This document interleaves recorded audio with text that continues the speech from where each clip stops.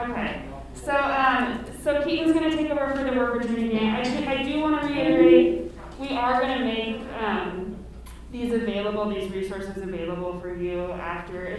We'll probably send them out maybe about a week after, just to make sure we have all the materials. And I don't know if we're getting some of these out to you. So we will send out all these materials, PowerPoints. We've also got some different templates and tips and tricks that we can share out that we utilize that Keaton has signed off on for us to be sharing so that you can have a resource when you're working through and applying for that grant and going through that application process. So, without further ado. Thank you. Oh, you don't want that. Yeah, no. As long as everybody can still hear me. Okay, so I'm going to actually go on the complete opposite side of the spectrum now. The first one was real short. This one might go a little bit long, so I'm going to apologize in advance.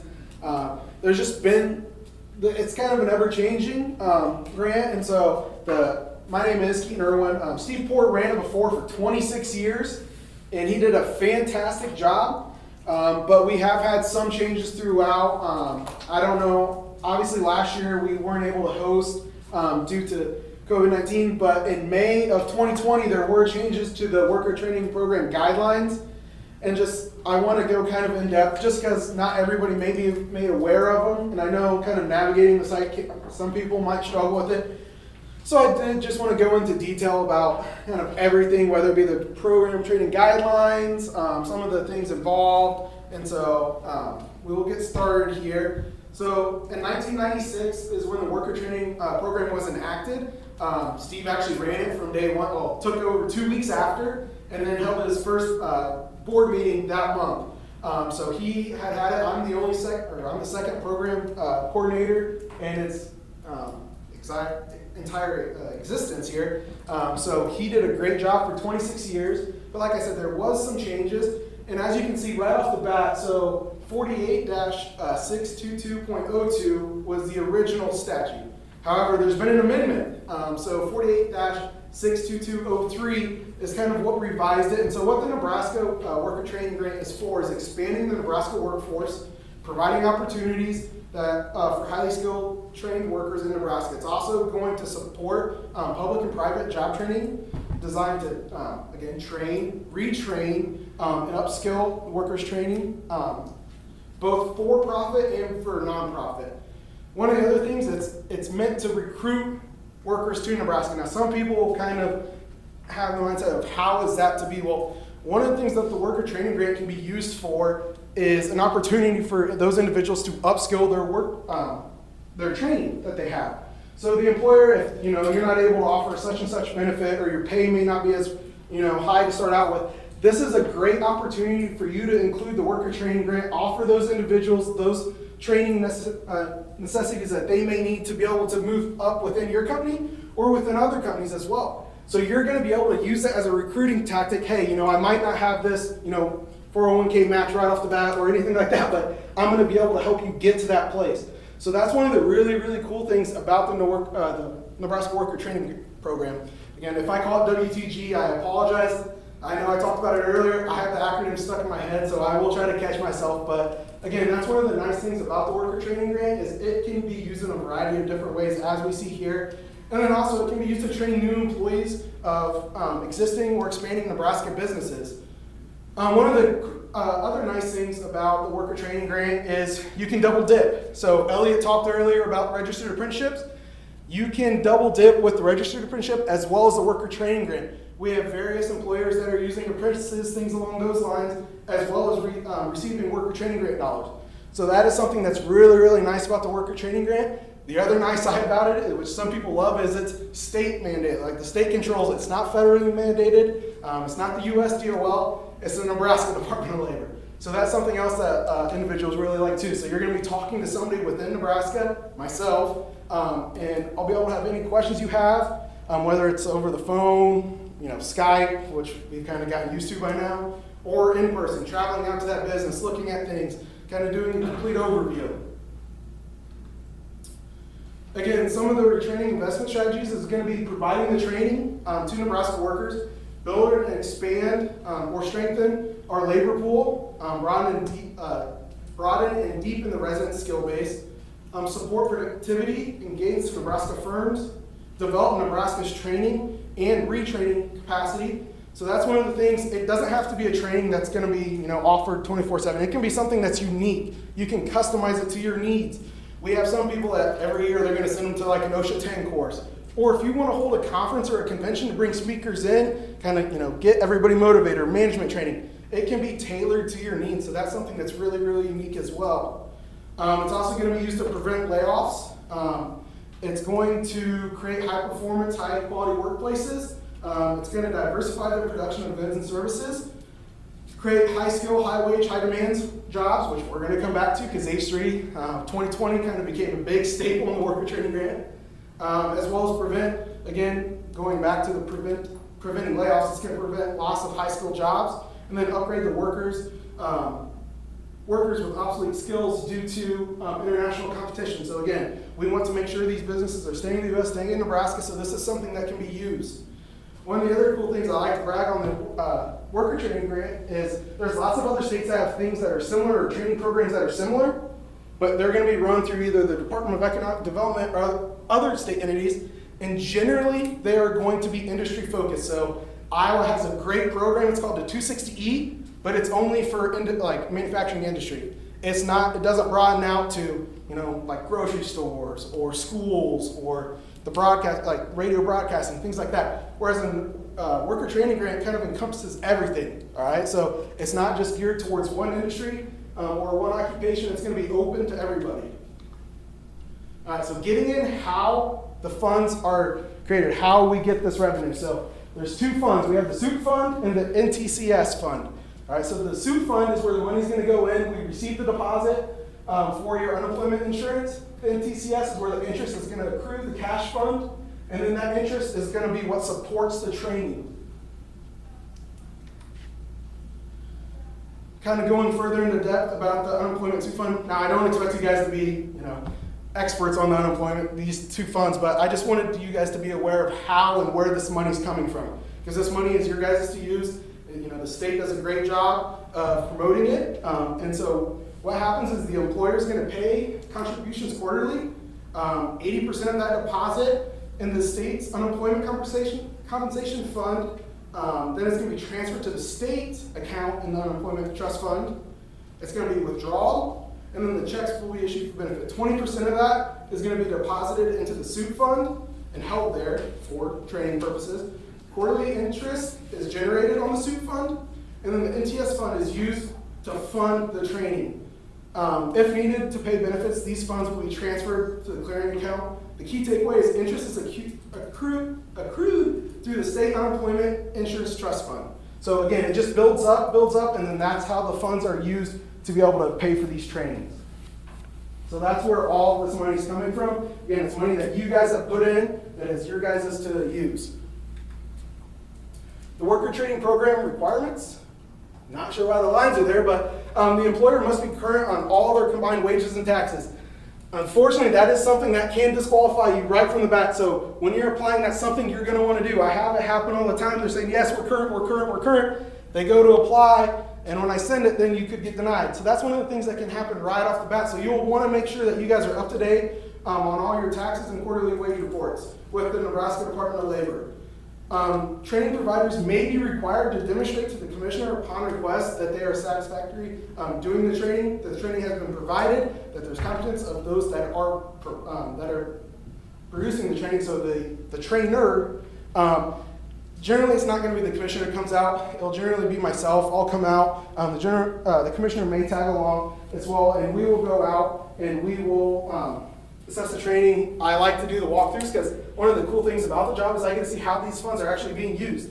It allows me to get a picture in my head of how you guys are spending the money, how the training's affecting our Nebraska workers, and it just provides a good example for me to, when I go do presentations like this, to relay the information of this is how funds are being used. There's unique circumstances, again, and it can be tailored to your guys' benefit. So that's something that I like to do. The training provider must maintain and make it available. So this is something that's very, very important. So when you guys get approved and when the training starts to begin, records can clearly document all aspects of the training and retention related to the training. So attendance sheets, sign-in sheets, the dates of when they've attended class, things like that, or the training, those must be kept. Certificates of the training, all those must be kept. And I get that it sounds like a lot, but again, it's going to provide proof that the training did take place. It's just, you guys aren't receiving the funds just to, for free. It's going to allow us to take note that the training did happen. Again, the record of attendance is the big one. All receipts, invoices that you guys request for the worker training grant, the way dollars are going to be used, that is huge. That is huge. That's a big key topic right now. Make sure the invoices are what you guys are using them for. Then moving forward, there are some expenses that can be. So let's say, sorry, I'm going to go back here. So let's say you're renting out classroom, lab, things like that. That is stuff that can be factored into your guys' budget sheet, which we can take a look at later. That can be written into your guys' budget sheet. That's stuff that can be paid for. One of the other good things that you can do with it as well is you guys can use it as your match. So you'll have what you request, but you'll also have the things that you match. So like wages, travel, the classroom laboratory. That can all be things that you guys can use to help get that match ratio up, that way to be able to provide the training, bring in trainers, things like that, to help offset the cost. Again, requirements: at the completion of the grant, the following documentation must be provided. So one of the big things is going to be the closeout form. It will have, there's going to be a closeout form that will be provided to you guys. You guys will be able to look at. It's going to know the number of workers trained, the wages before, wages after the training. One of the key things I always get, does the wage have to go up? No, the wage doesn't necessarily have to go up. It's awesome if it does, but that's not going to disqualify you, or that's not going to get you in trouble if the wage does not increase. All training records, including but not limited to the class roster, social security numbers, I'll come back to that. Individuals for which the training cost reimbursement is sought, attendance records, billing invoices. For a consortium grant, they do not have to have the full SSN or social security number. It just has to be the last 4 digits. Now, coming back to the social, that was one of the changes we made in 2020. That's something that's required for everybody but a consortium or for the apprenticeship. So we will have to have the full SSN, and that is to make sure that those workers that are being trained are Nebraska workers. All right, we've had some instances, I'll just share one right off the bat. I came in, it was my first week, and I had a gentleman call and say, hey, we want to apply. And we started talking about it, and he's like, he said they were in Ohio, okay? Well, I was like, do you work in Nebraska? Or are you just, are you there on assignment? What's going on? He's like, no, I'm stationed in Ohio. It's like, okay. And so I told him, you have to be a Nebraska resident. We talked through it. Well, then it came to the point, the person that I work with also completed this training. He was also able to obtain these funds. It's like, awesome. Is he a Nebraska worker and resident? Is he working in the state? No, he's actually in the cubicle right next to me. It's like, okay, that's not what the Nebraska Worker Training Grant funds are used for. It's to help upskill, retain, create these trainings for Nebraska workers. And so that's one of the things we really needed to do. Also, it helps with the unemployment fund. Again, it helps cross-reference. So that is one of the key changes we've had. Now, again, it's not one of the things when it comes to the submission is individuals can get weary, businesses can get weary just sending them. You don't have to just email them to me. I prefer you don't do that. Don't mail them to me. We can set up a secure portal through the state of Nebraska where you can go in, they'll give you an access code, you'll be able to go in and submit them that way. You can also fax them, but again, I prefer the secure portal method. I've also been hand-delivered them. Okay. Again, the point of the worker training grant is we can tailor it to your guys' needs. So we can we can conform to, and we try to make it as easy as it can be for the Nebraska employers. So that's one of the key changes I did want to bring, because 2020, when all this was going on, we had a lot of questions over it, and it stinks because we weren't able to get out and do presentations like this about the change that happened. So that's one of the key things I did want to bring up. Training outcomes. We want to know about the training outcomes. How did it go? What are things that took place during the training? The evaluation of said training, including supporting material and documents. Now, I get if the training happened 3 months ago and you guys are just getting to the closeout period and you guys have lost something, it's not going to be a penalty against you. Supporting documents are just that. They're supporting documents. It's not anything that's going to make your funds withheld. Now, if you can't turn in the roster of trained personnel, and you don't have those documents, but anything like certificates, things like that, that is not one of the 5 necessary things. The 5 necessary things are going to be the roster, invoice, signed grant agreement, your class roster with the social security numbers in there, and then as well as your billable or reimbursable items. So all those will need to be turned in. Now, again, certificates are awesome to have, success stories are awesome to have, but it's not gonna, like I said, it's not gonna withhold the funds. That's not something that's gonna happen.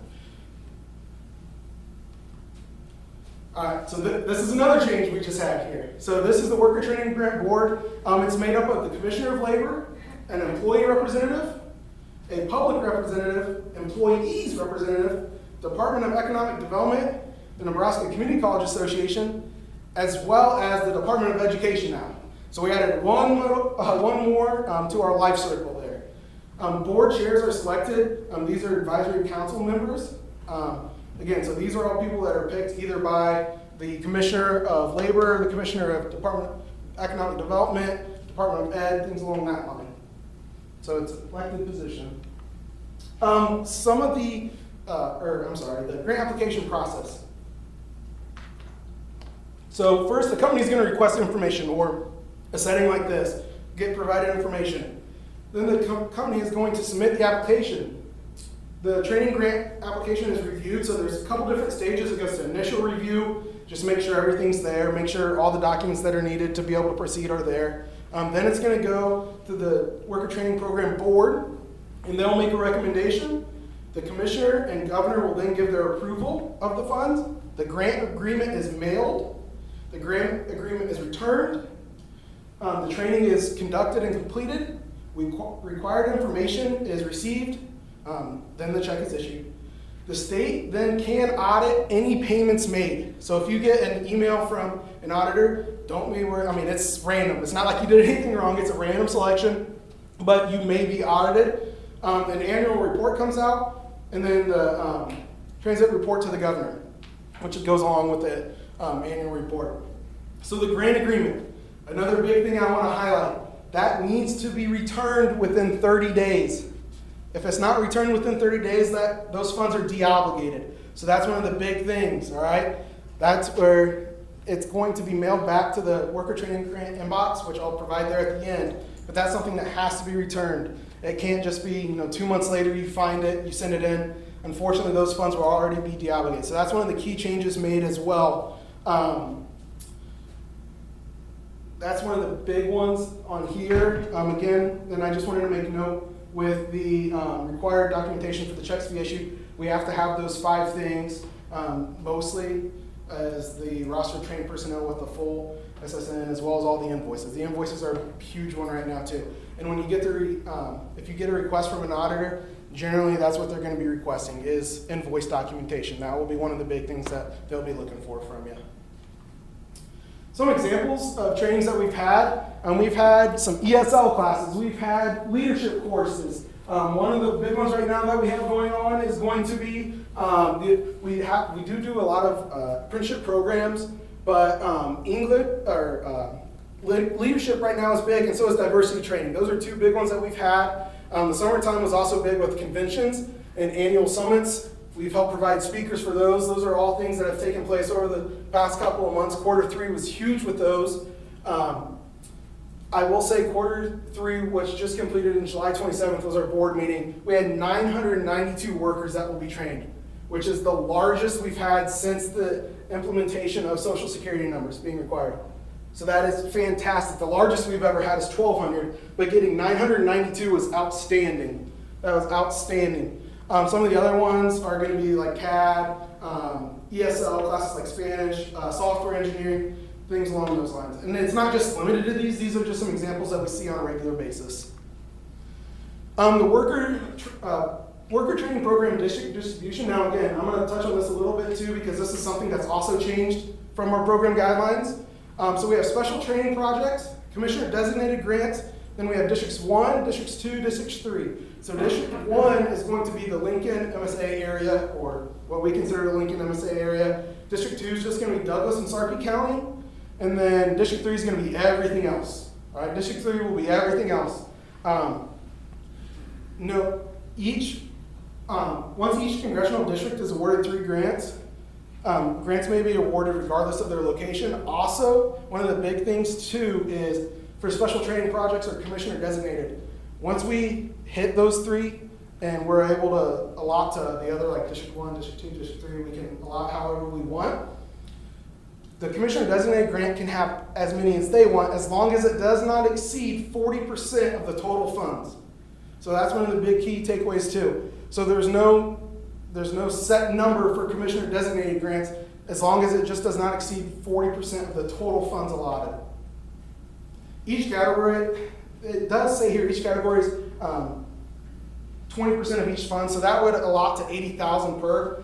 Now, I've done some investigating, and it's not, 80,000 is not a set number. That's our target goal, but it doesn't have to be 80,000. It can be above 80,000, it can be below 80,000 for each congressional district.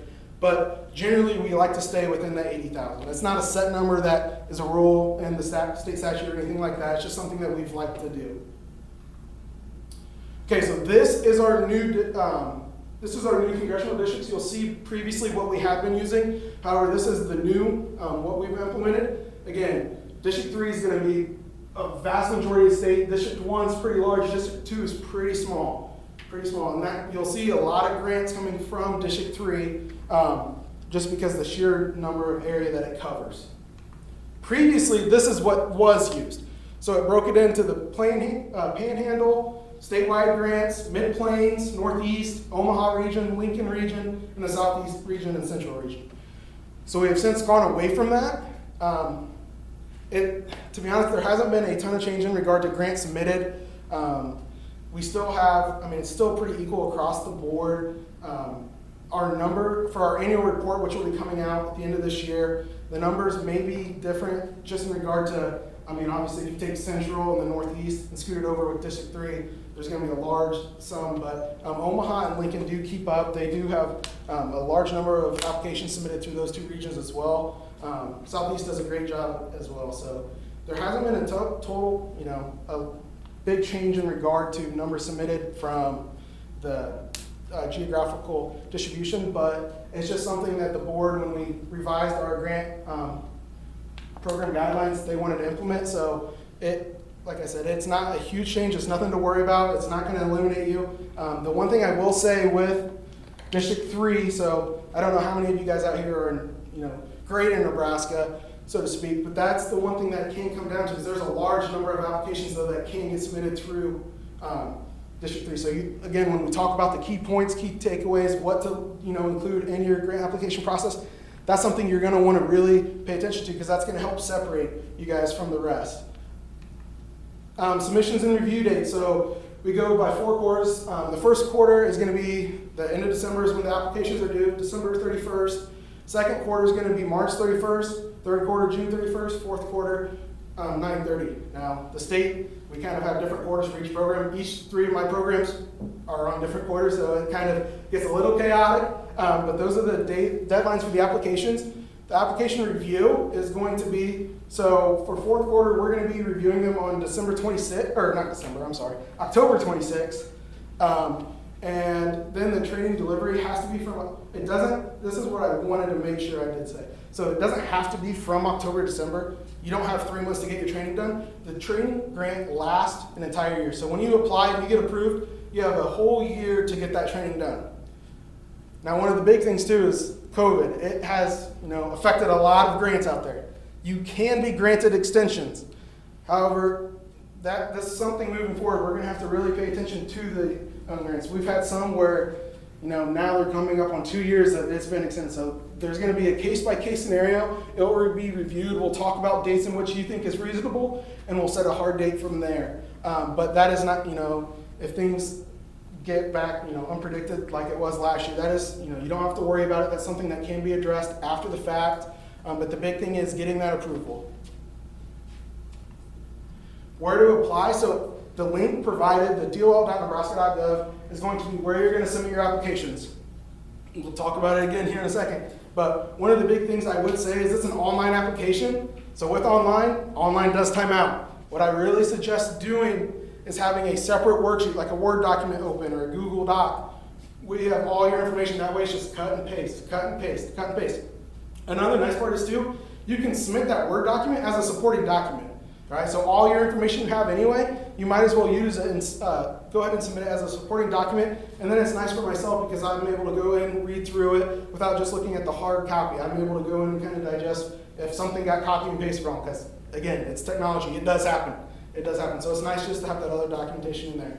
And I will say that sidebar right there is going to be at the very bottom of the page. Unfortunately, it's not right up there at the top for everybody to see. You're going to have to scroll all the way down to be able to access the program guidelines, the annual report, the application, things like that. So it will be at the very bottom to the left-hand side. I guess I could have probably rearranged them so it was the opposite way, but yeah, it will be at the very bottom to the left-hand side. Some of the key components of the electronic application is going to be, again, the basic information, your training goals, the training provider. You're going to want to let us know who the training provider is. Excuse me, I want to take a drink real quick. Now, one of the big questions I've gotten lately is, do we have to use an outside source or an outside vendor? Now, obviously, I'm going to be partial to the community colleges because they had me here today, but that's not something that has to be mandatory. You don't have to go through community college. You don't have to go through a training provider, an outside source. It can be internal. But again, when that time comes for the documentation to be received, we need to know that that person that's providing the training was accredited. So if they're providing training on forklift operation, we need to make sure that they're forklift certified. They're just not training to train. They have to have that accreditation in order to provide that training. Let's go here. Training. Okay, the budget. Again, explain your numbers. At the very end, I'm hoping I'll be able to show you guys a detailed budget because I really want to go through and break down what we're looking for, because there's, when you receive 100 grants, there's a lot of different variations. There's something that is, one of the things that's really nice is a detailed explanation of how you got your number, not just the number. Providing me the number, fantastic. I want to know how you got to that number. All right, investment and company match. Company match is a big one. We want to make sure you guys are providing or investment into your employees as well. That's something that will be able to boost your points. It's really, really nice to see that you guys are providing those dollars towards your employees as well. Save often. Now again, it can time out. So like I said, make sure you have another document. I tell employers all the time, have a Word document, Google Docs open, be able to take those, copy and paste. That way it's, even if it doesn't save or your submission times out, that way you have it. Because you can email me, but chances are it doesn't go through. Unless you receive that, the application received, which I'll show you guys later, or you guys will be able to see it later, you'll have a successful submission. So you'll receive something and it's going to look like it's going to want you to sign it. You guys don't have to sign it and return it, but that will be your guys' receipt to let you know that your application did go through full. If you don't receive that, most likely you did not go through. Now there have been certain cases where there's a glitch, things like that. Again, technology, it does happen, but most likely unless you didn't receive that receipt, it did not go through. Funding options, big one. Thank you, because SEC is the one that actually put this on there. Funding options. One of the questions it's going to ask you, it'll be a little box and say, are you willing to accept a lesser amount? That's a big one, because if you select no and it comes time for the board to make decisions, it's going to be really easy to look at somebody that's going to be willing to accept a lesser amount. And I will just say, since I've been doing it, the least amount I've given is, I think it was like 45% of what they're requesting. So it's still a large number that you're getting. All right, so it's still going to be, I always like to say, I got a 5-year-old, so when I'm talking, it's better than nothing. All right, so that's one of the things that's really nice about it. It will provide you options.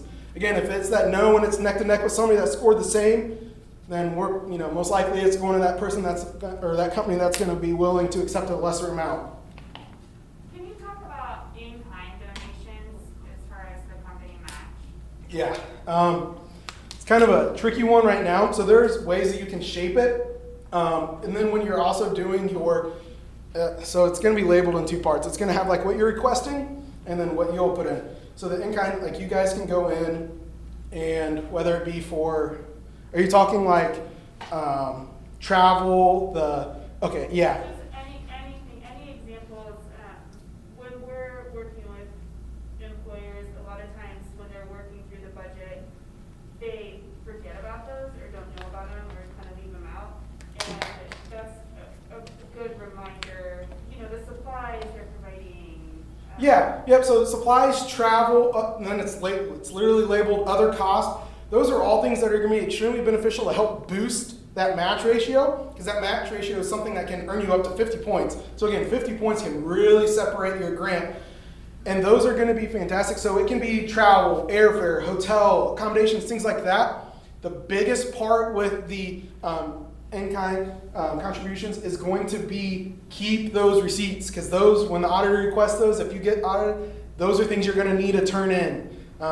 So again, the biggest thing is just going to be detailed within making sure, like if you are going to pay for hotel, airfare, things like that, making sure it's all in there. The other thing is, and it can be unfortunate, so you send somebody overseas for a training, something like that. Let's say it's like in Germany or Canada or somewhere like that, and they have a different currency ratio. We will need, so when you're sending them the time of the training, we will need that the comparison. So the the euro to a dollar, or I don't know what Canada uses off the top of my head, but their currency compared to our currency at the time of the training. That will be a big one, because the auditors can come back and they can say, well, it's different. This is different than what, inflation rate, things like that. So be able to take a little snapshot of it, or if there's like an exchange, like if the individual goes to the bank when he's there to exchange, get currency, keep that receipt that way. That is documentation that you'll be able to provide. One of the biggest things for the match contribution is going to be, if you can pay for the hotel, the airfare, the travel, things like that, or, airfare can be a little pricey. I'd actually, you might want to throw that in with the training, but the hotel, rental car, things like that, use that towards your match contribution, because that's going to boost it up quite a bit. Same thing, like if you can do the classroom, the setting of the training, or supplies, like whether it be notebooks, books, things like that, include that with your guys' match. That way, again, your ratio is bumped up, because 50 points really, really can separate it. And it goes in tiers. We'll pull up the guidelines here at the end, but it's in tiers. That's like 5, 10, 15, and it just keeps increasing. So that's one of the things too. So I think the starting is 2-1 match ratio. If you can get to that 2-1, that's fantastic. But if you can get to like a 5 or 6, that is even better, because that is going to be a large chunk of points that will be able to really separate your guys' application compared to somebody else. So the scoring criteria is going to be the economic development impact, characteristics, so H3. I'm going to put an asterisk by there, and I'm going to come back to it, because there's been some changes with that. The grantee, so if you've been awarded, it goes 1 through 5, and then 5 through 10. So if you've been awarded 1 through 5, it's a set amount of points. If you've been granted 5 through 10, it's another set of points. Also, likelihood of completion. If you have open grants, that's going to be a deduction of points. All right. So usually when I'm talking with the company and they want to add another one and they're already at 2 or 3, I might say, hey, this quarter you guys might want to hold off, because that's going to be minus 30 points right there. And again, 30 points is a lot to set you back. The employer match is a big one. The cost per participant, that's a big one. The business size isn't a large number of points, because even if you're a 401 or more, you still get 5 points for it. All right, so it's still going to be included in there. Job characteristics, so H3.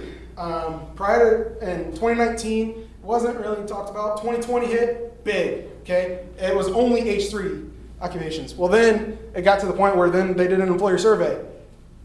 Feedback wasn't fantastic, so now we just did an emphasis on points, which with H3 occupations. So it's categorized by high skills 40, high wages 40, high demand is 40. All right, 120 points out there. That will, I promise you, extremely separate your guys' grant application from somebody else.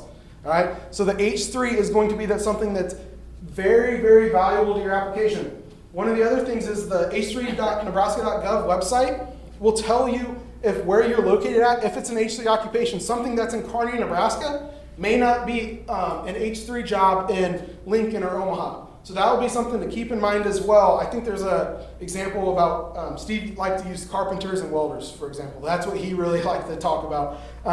So again, that's something to keep in mind. Now, if you don't hit any of them, it's not going to disqualify you. I've seen them, especially during COVID when training was not halted, but it was reduced by a lot of companies. Even if they didn't have an H3 occupation, they were still getting granted. So that might be something to keep in mind as well.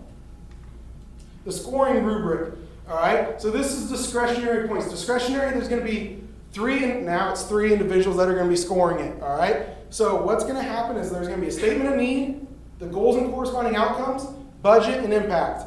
So the statement of need, you can see it's kind of categorized there. To get an 11, it's going to have to be clearly stated and tied to the industry strongly. All right, so the best thing I can tell individuals or companies that are writing the grants is going to be as detailed as possible. Don't leave anything out. If it's 2 paragraphs that you need to submit for just the statement of need, submit 2 paragraphs. Because anything you can do to bolster your score is going to be fantastic. And again, it's not just one set of eyes on it. So you might think, if I give you a low score on the discretionary points for statement of need, it's just, he didn't read it didn't read it thoroughly. Well, there's 3 different eyes looking at it. The big thing is, too, this is going to be the first time your application is in front of a set of eyes. So this is something you're going to really want to focus on as well. Set points are set points. We can't sway those. Discretionary points we can sway. So you're going to want to be as detailed and as clear as possible. Goals and corresponding outcomes. Again, they need to be detailed. They need to be clearly stated, and they need to be the correlation needs to be strong and evident to the statement of need. The budget is clearly detailed. And I know this is a big one with the other scores as well. The budget needs to be fully explained. It needs to be fully explained. It can't just be this number or, like 4 times 4, 6. No, we need to know this number is going to this number is going to this, and this is how we got there. The impact. Innovative approach with the potential for a large, significant impact on a large number of trainees. This is one that will really separate, I think, as well, because you can see it's 20, 30, 20, then a 50-pointer, all right? The innovation is something that is really, really unique. Now, with the 3 scores that we have, the innovation is one that we really, really look at. If it's just a training you guys do annually, that's fantastic. And if it's affecting a large number, you guys can still score really high. But the innovation is really key. And I know it's something that we're really looking at because that's something we can provide and the boards can ask questions about when we go make our recommendations. They can read the description that's provided to them, and it's going to be something, that's really unique. I like what they're doing there. So that's things that can sway as well. So the innovation is big. The large number of trainees, again, that's vital as well. But the innovation is something that's really been looked at right now. Somewhat innovative, again, that's going to be in the category of this company applies for this training every single year. Again, you can change it though. If you're just doing like classroom work, but now you're going to have classroom work with a speaker coming in and talking why the classroom work's important, things like that, again, that can bump you up to the next category where it can be an innovative approach.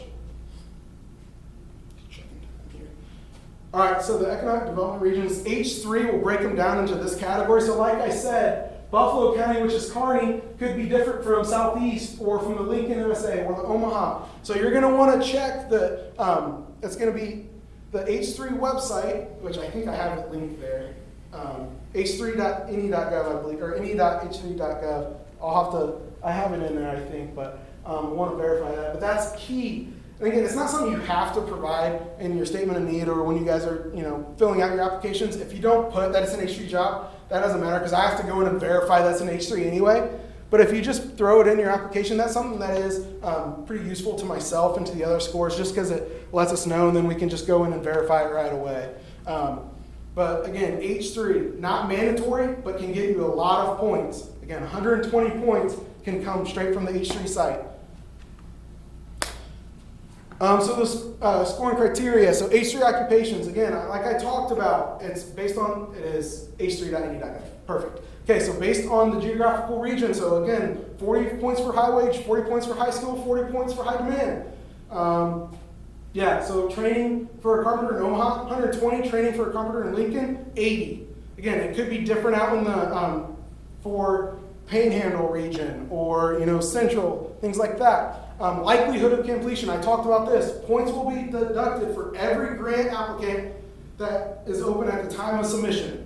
So 10 points for every grant that's still open. No deduction if the grant is open and it's multi-year. So right now, multi-years, there's quite a bit of them out there just because they've been extended due to COVID. So that wouldn't receive a deduction.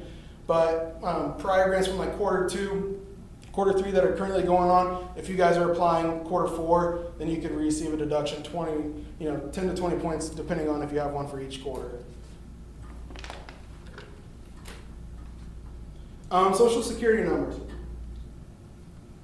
Like I mentioned, this is something that was implemented in the May 2020, and it's there so we make sure the funds are being used for our Nebraska workers. And like I said, I gave that example of what happened previously. When the legislature changed the pot of money from a trust fund to a cash fund, it meant that their entities could be tried to poach from other funds. So that's one of the reasons. Social security numbers are used as part of a strategy for the need of funds to be given for training and development. And again, a big thing is it allows us to track how the funds. It's allowing us, our OMI, our department, to be able to see how these funds are being used, things along that rate. Also the success rate. Grant closeout requirements. So again, we've talked about it, but at the completion of the grant, the closeout form will be sent to you guys. It's actually going to be sent to you guys from day one. And if you don't keep it from day one, because obviously it's a 12-month period that you have to complete the training, don't feel bad. I have closeout forms that I can send you that are specific to you guys, and you guys can then fill them out. So that's not something, if you lose it, you can't find it in your email, don't worry about it. I can always send or provide you guys a new one. All training records need to be kept. That's the big one. All training records need to be kept, including the invoices, billing invoices. It's a big one. Just like I said, in case of an audit, you guys are going to want to be able to provide those right away. Training outcomes. We're going to want to know how the training went.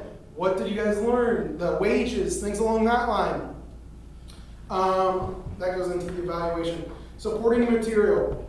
Again, if you can't find the certification or things like that, not a huge deal, but it is stuff that we like to have. It is stuff that we like to have. Things to remember: create a separate application for the training program. All right. So if you're applying for one grant and it's two separate trainings, that's going to be denied right away. All right. So you can submit more than one application. It's just there can't be more than more than one training for one application. So if you have, let's say I want to send somebody for carpentry and welding, and they're going to that has to be two separate categories. There can be more than one occupation going to a training. That doesn't matter. But there can only be one training going on per application. Like I said, various occupations can attend the same training or certificate program. You will receive an email notifying you that your submission has been received. Again, the key one right now is your grant agreement is due within 30 days of receiving and signing it. So as soon as that gets sent to you, the governor approves it, you guys are going to want to make sure you guys return that. All right? That can de-obligate your funds that you guys are allotted. That's going to de-obligate the funds that you guys are allotted. Completion of the training is 1 year from the given date. Again, that date can be a little bit flexible depending on the situation. It's a situation by situation basis, but it can be flexible. Another thing to remember is going to be, it just escaped me. I'll remember and I'll come back to you guys. So these are some numbers. These are from quarters 1 through 3 that we have so far. All right. So far, industries of statewide approved grants that we have is going to be 81. So we have 81 applications quarter 1 through 3 that have been approved, which is pretty good because the first quarter I did in January, we only had 29 applications. All right, not all 29 can get approved because not all 29 are eligible, so that is pretty good. For-profit has received 66. Nonprofit has received 15, or nonprofit, special training, commissioner designated have received 15. Approved dollars, $659,456. The top industries, I should have picked a different color. Administration, business support, trade, and apprenticeships, healthcare, things along those lines. Total applications received 141. So again, if you compare it to the 29 we had received first quarter, second quarter was in the 50s. And then the previous quarter, quarter 3, we received 52 applications. All right, 52 applications for quarter 3. So we're getting back to it. That quarter 1 should be 55 for quarter 2. I have it backward. And then quarter 3 is the 53. Success rate, 67.25% of those that have applied have received funds. All right, so you have a chance of getting it. Now I can't promise that you're going to get it, or it's not going to be a quarter flip, but everything that we've talked about so far going into it, that's what's going to determine it. 67.25% of those eligible have received funds. Total employers trained, 2,038. top training so far are the OSHA certifications, apprenticeship, leaderships, and Microsoft training, whether it be for Word, Excel. Excel's a big one with cities for some reason. City employers, they send a lot of people Excel trainings. But OSHA certifications, the big ones, OSHA 10, so it's that the common OSHA for manufacturing, I believe is what it's for. That's one of the big ones we get as well. Amount matched by employer is over $3 million. All right, so again, that is huge. That's what we like to see. You guys are investing in your employees. That's awesome. That is absolutely awesome. Quarter 2, now I didn't have my number for quarter 3. It will be here posted shortly. But quarter 1, again, we received 29 applications. There was over almost $500,000 that went towards those employees. That's fantastic. Quarter 2, we had $2 million invested in their employees. That is fantastic. Fantastic. Do you guys have any questions about anything that we covered over the program? We're going to go into detailed stuff here in a little bit, but is there any questions specifically over any of the slides that we covered? We have a quick question regarding the Social Security numbers. Yes. And working with immigrants and green cards. Mm-hmm. What's the best way to handle that? If you've got a large population of your employees that would be essentially holding a green card instead of Social Security cards. Yeah, and the board did vote on it, and they do have to be holding the social does have to be provided, unless, like I said, consortia, but then again, it's obviously they still have to have the social. That is something the board has voted on. We've brought it up, thank you very much. We've brought it up again, and not willing to budge. And again, that's just making sure for the reasons that we listed before. We've just, unfortunately, we know not everybody's bad apples, but unfortunately, it has been taken advantage before. So currently, right now, we're sticking with the social does have to be provided with the closeout. Now, if you guys do have current grants going on right now, this does not affect grants previous to 2020. If you have grants still open from 2018 and 2019, when it comes time to close out, the socials don't have to be provided then. It's only for those effective after May 2020 when the new program guidelines were submitted. So, yeah. Any other questions out there? I have a question on the H3.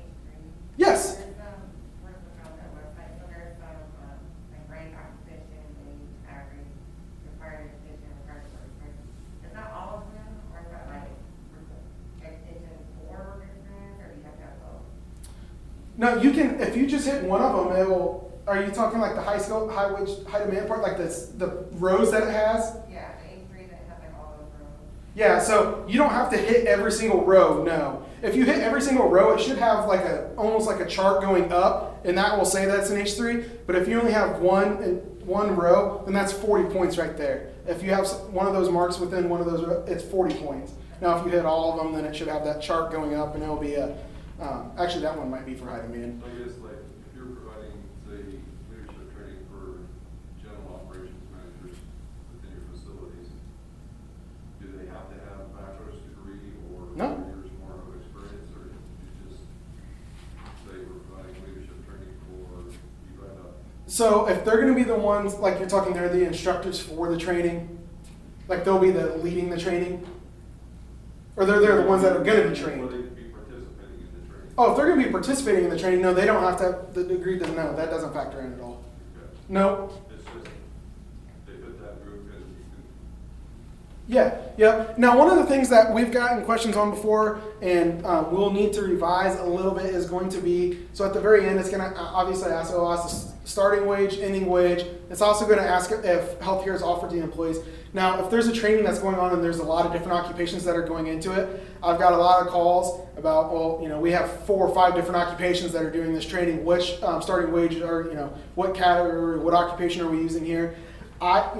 Generally, I would go with the occupation that has the most individuals trained. Obviously, if it's one each, then I would just write various, because you can print out the closeout requirements, or you can, it should allow you to edit them as like a PDF, or you can open it up in Word. But just type in various there. Now, again, that if you don't have the wage doesn't increase or things like that, or you list various or NA, that's not going to withhold your funds. But I did want to make note of that as well on the closeout.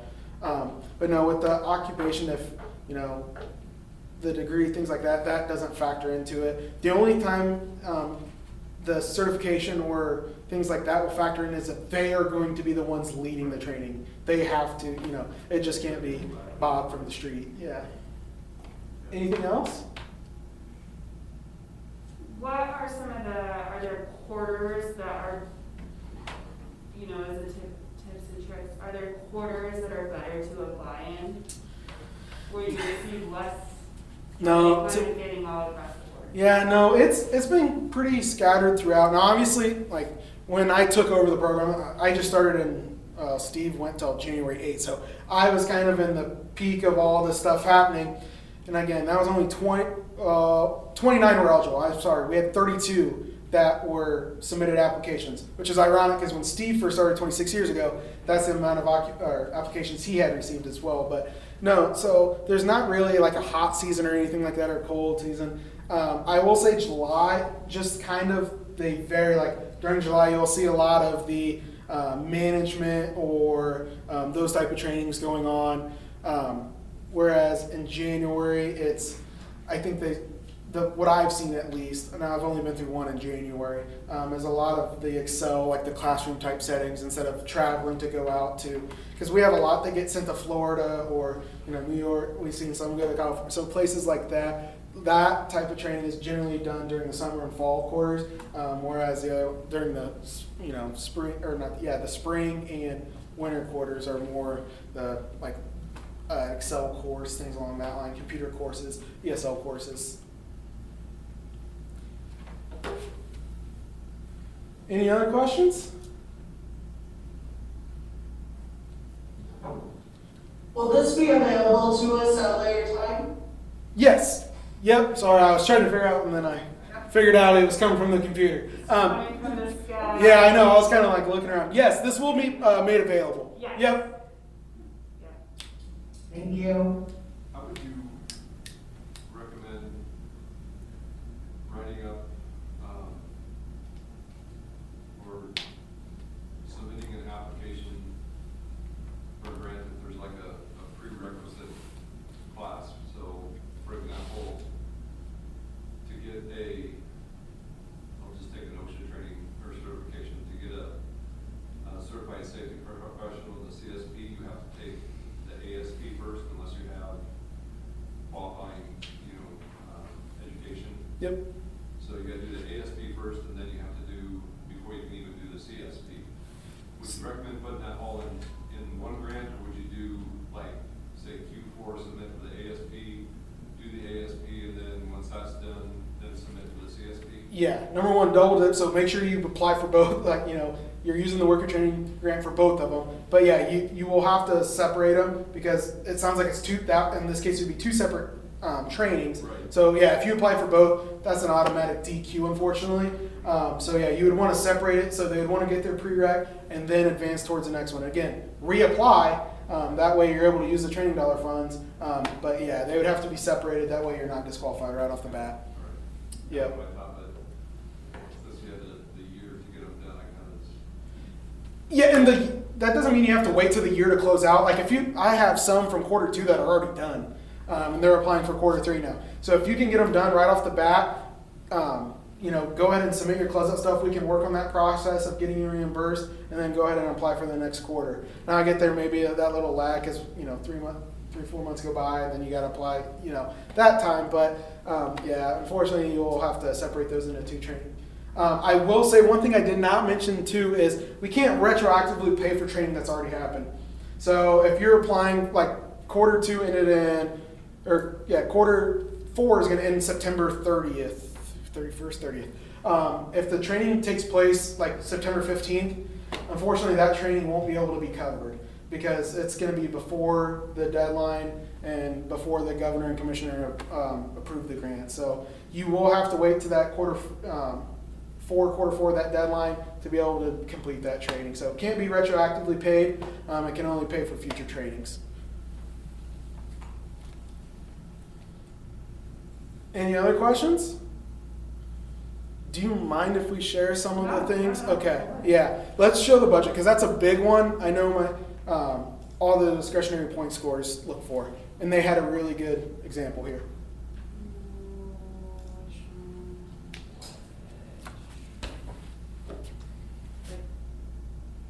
Yep, the grant budget. Or The Excel one? I think you guys might have had it in Excel, yeah. We'll see.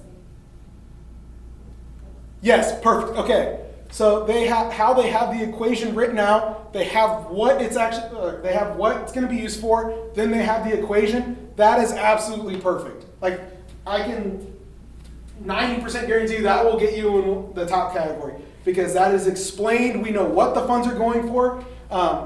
And that's going to be something that's going to be really able to separate your budget sheet from others. Because we do have some that will just write down, we're requesting $4,000, and so in the budget they'll just write $4,000. Now, we needed to see the example of what it's going for. And they have it broken down of what they're requesting along with what they're going to be matching. So that is absolutely perfect. Absolutely perfect.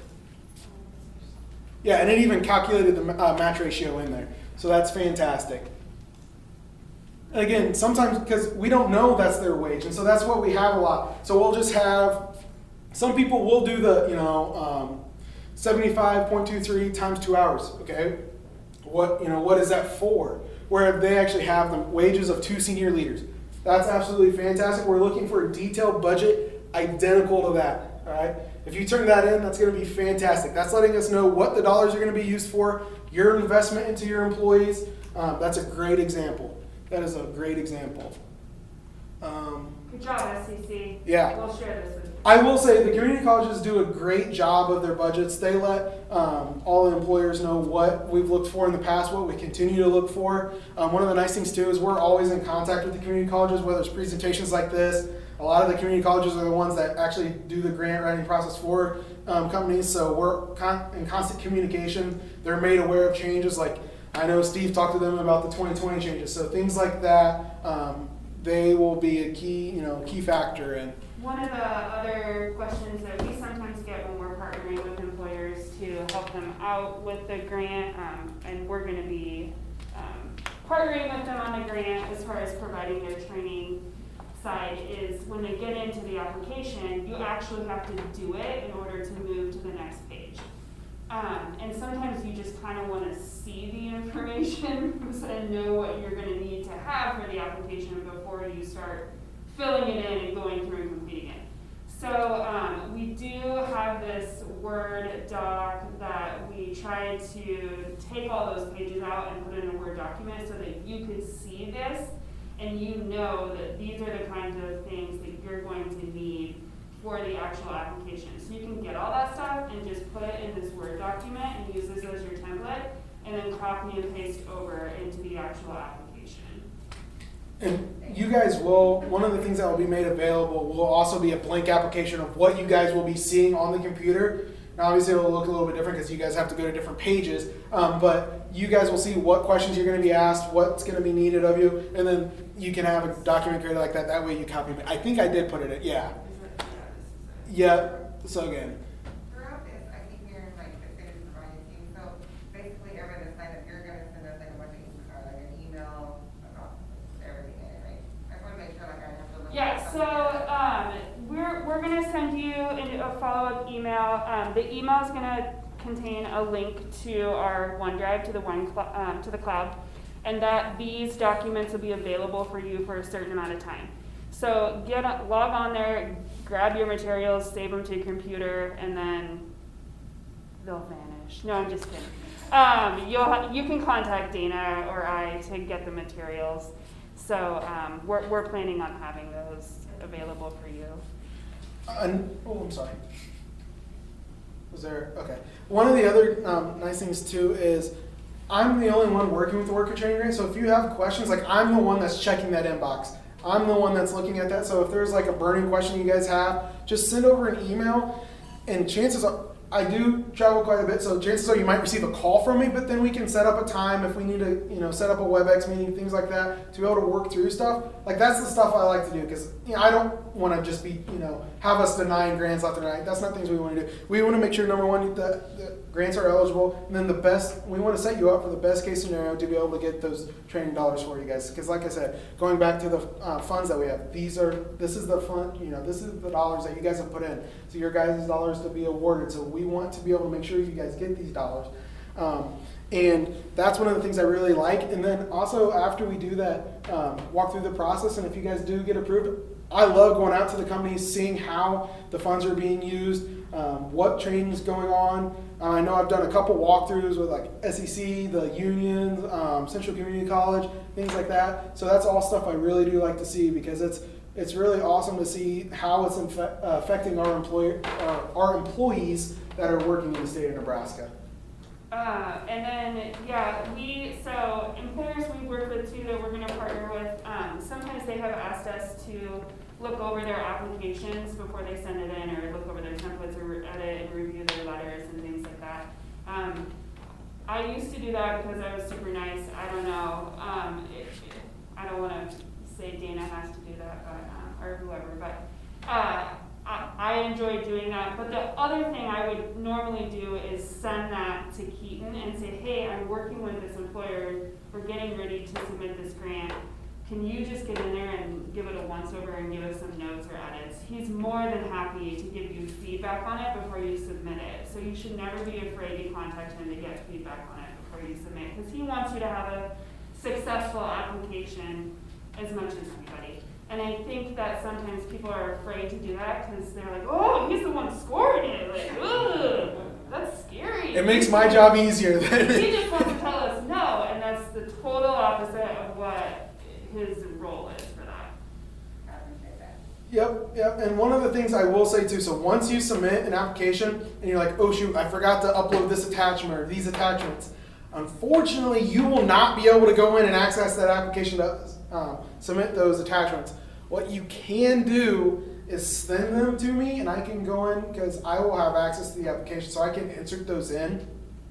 But you'll just want to make sure you send them to me like in a timely manner. Like if it's the day or the night of the application, I can't promise that those will be able to get in, just because there could be 10 different companies that are doing the same with multiple documents now. So obviously make it a reasonable timeline, but yeah, if you just submit it right away and you realize, oh shoot, I forgot to attach these two, go ahead and send it to me, and I'll be able to access your guys' file and get those in there. And the other thing you're going to need as a part of your supporting documentation, especially if you're working with an outside service provider, is the syllabus basically, or the training outline for the training that's being provided. So you'll have to get that and have it as a part of your supplemental documentation for the grant as well. Yeah, a lot of the times it's like included in the provider contract. It'll just, because you'll sign at the very bottom. So a lot of times it's covered, but yeah, all that information. And then obviously it can be a little bit different if, like I said, you're doing the training in-house, which is allowed. That's kind of a misinterpreted thing about the worker training. If that training is in-house, then obviously we just need the documentation that the person providing the training is, eligible to give that training or give said training. So that's one of the big things as well. Can we show the application receipt? I think I put it in there. Yes, you did. Just because I get this question a lot, and a lot of people sign it and send it to me. I don't need it back. This is just for you guys. This one.